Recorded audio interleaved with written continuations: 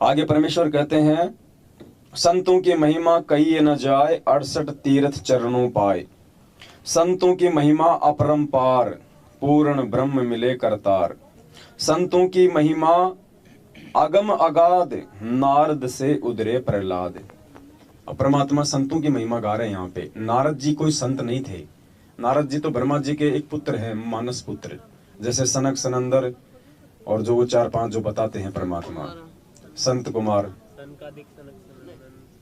ये 5 पुत्र हैं उनके। कोई बात नहीं, नाम से हमें कोई लेना देना नहीं उनके।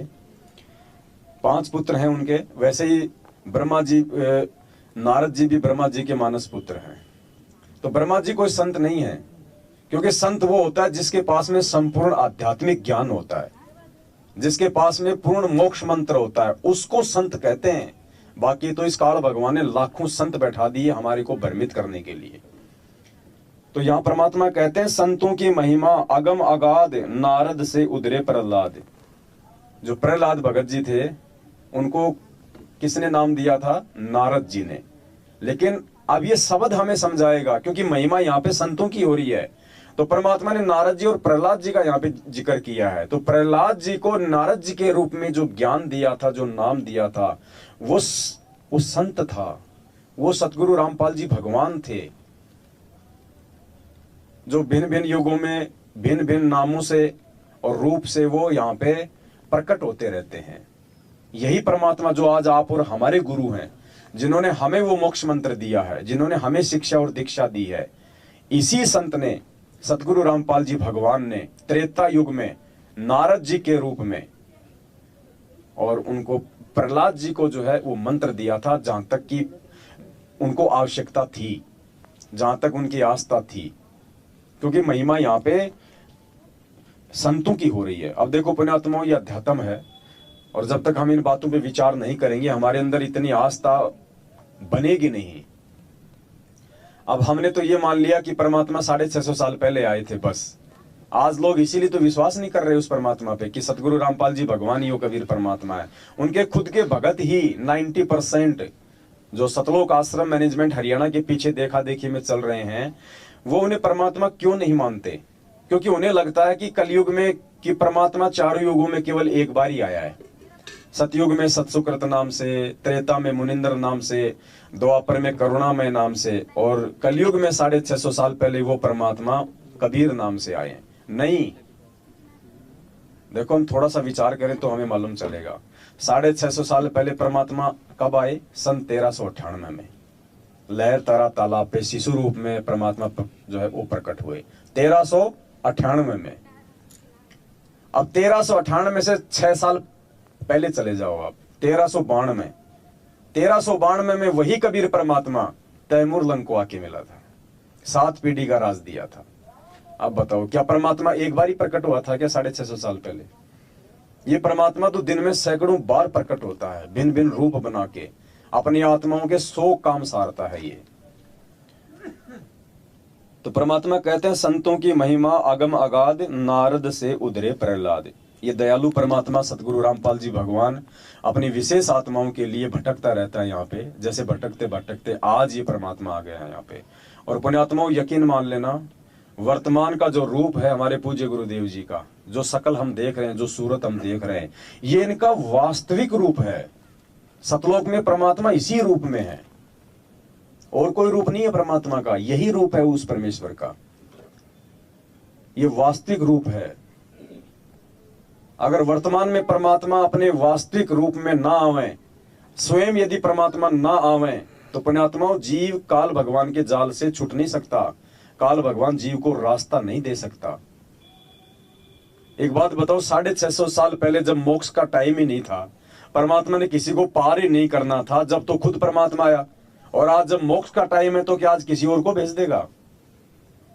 आज तो 650 साल पहले से भी ज्यादा जोर लगेगा। तो आज तो परमात्मा ने स्वयं ही आना था, और जब तक ये परमात्मा नहीं आएगा, स्वयं यदि वो परमात्मा ना आवे, तो एक सत्संग में गुरुजी कहते हैं कि काल भगवान हम आत्माओं को रास्ता नहीं देगा।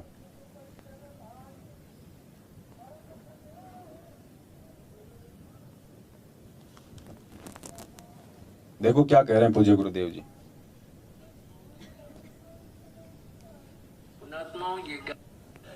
पुण्यात्मा ये ज्ञान परमात्मा स्वयं आकर ही हमें बताते हैं।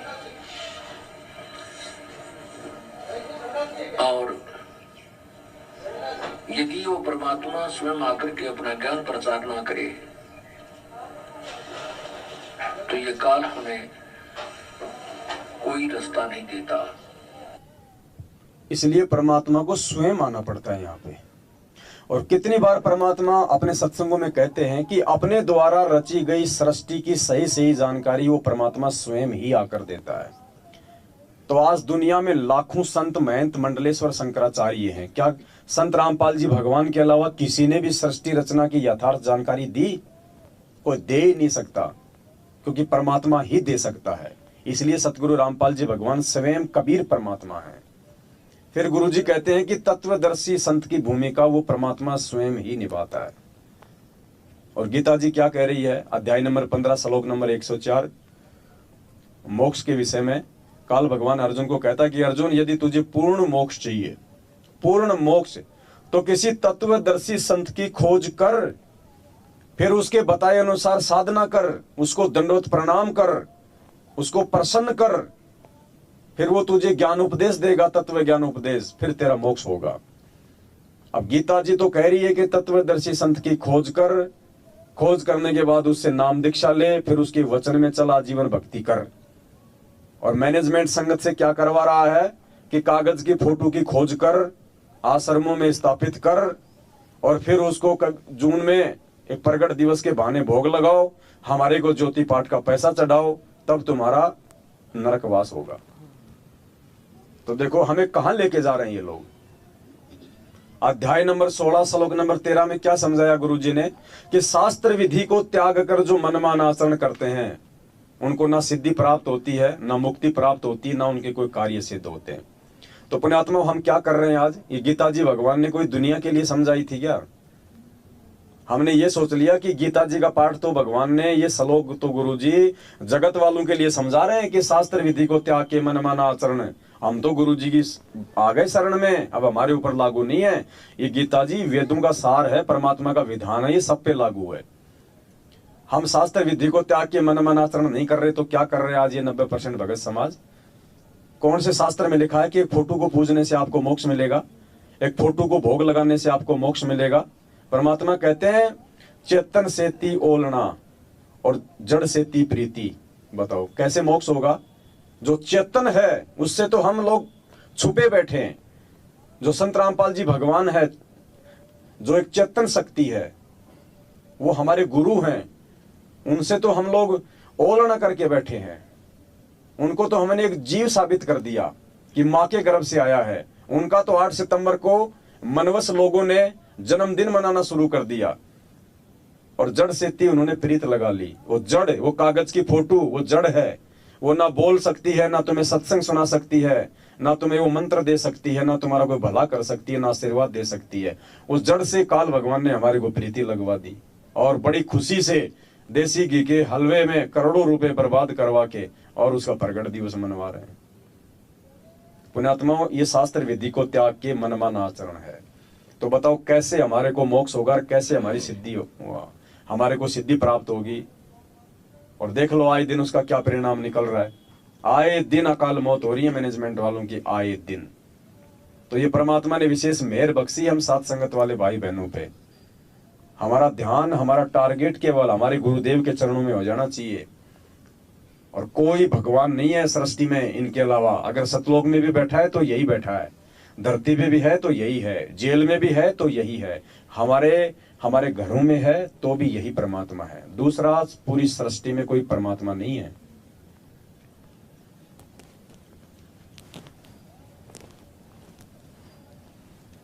तो परमात्मा ने संतों की महिमा में बड़े विस्तार से हमें समझाने का प्रयास किया है। और आगे फिर क्या करें परमात्मा? संतों की महिमा अगम अगाध, नारद से उधरे प्रहलाद। ध्रुव भेटे नारद निर्वाण, अमरापुरी पर रचे विमान। जो प्रहलाद की मौसी का लड़का था ध्रुव, अब ध्रुव को भी नारद जी के रूप में उस कबीर परमात्मा ने ही आके वो मंत्र दी, वो दीक्षा दी। और जहां तक कि उन्होंने साधना की, उस आधार से उनको सप्तपुरी का राज दिया, अमरापुरी का।